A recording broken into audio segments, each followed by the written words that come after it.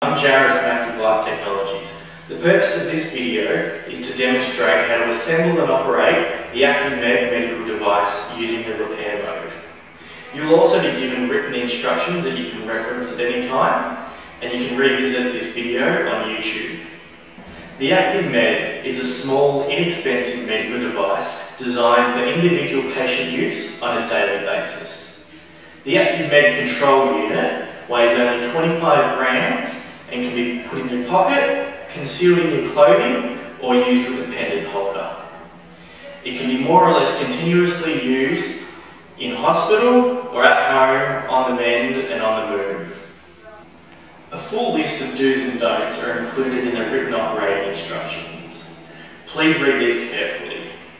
A few important points to note are: do not place pads over broken or damaged skin. Do not place them over the eyes, the mouth, or on the side of the neck.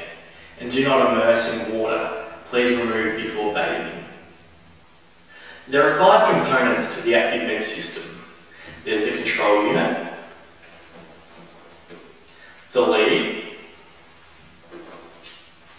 the electrodes, the battery charger, and the pendant holder. The pre-jug electrodes will be supplied separately. They are reusable but will deteriorate over time with use. Please follow the manufacturer's instructions on how to care for them and when to replace them. The ActivMed is easy to operate. It has 2 buttons and 15 intensity levels. It is simple to assemble. You connect the control unit to the electrodes via the lead.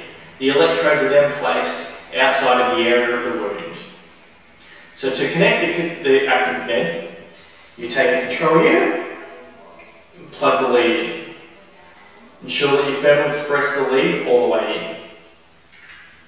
You then take the other end of the lead and connect the 2 pins to the electrodes,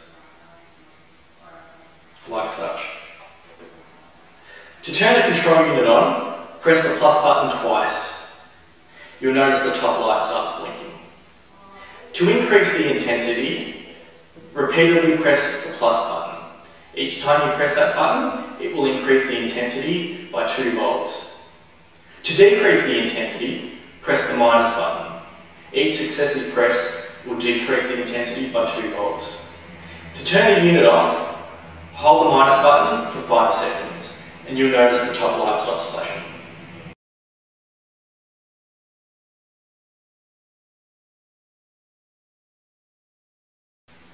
When treating a wound with the ActivMed, standard wound care hygiene and dressing procedures apply. Placement of electrodes over broken skin is to be avoided at all times. Your nurse will position the pads for you. Please observe carefully, as you will need to do this yourself. The following photos are examples to illustrate pad placement. Outside the area of the wound dressing, either top and bottom, or side to side of the wound area. You'll be using the repair mode throughout the trial period. The ActivMed will be set to repair. However, if you accidentally change it, you will need to reset it. To do so, press and hold firmly in the centre of the minus button. Then repeatedly press the plus button. Each time you press the plus button, it will cycle through the modes. Once you're back on repair mode, release both fingers. Everyone has a different skin resistance, and therefore it is not possible to predetermine an intensity setting that is the same for everyone.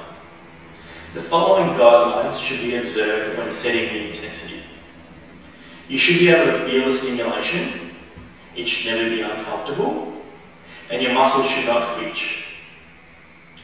With the unit set to repair mode and the electrodes in position, carefully increase the intensity according to these guidelines. Apply the therapy for as long as practical between each change in wound dressing or between battery charges of the ActivMed unit.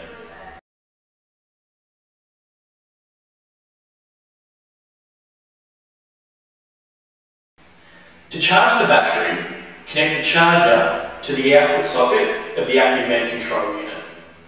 Plug this end into the mains power. The 4 lights will start blinking when it's charging. Once it's fully charged, these lights will stop blinking. This will take about 3 to 4 hours. Once it's completed, disconnect the control unit and reapply the therapy as required.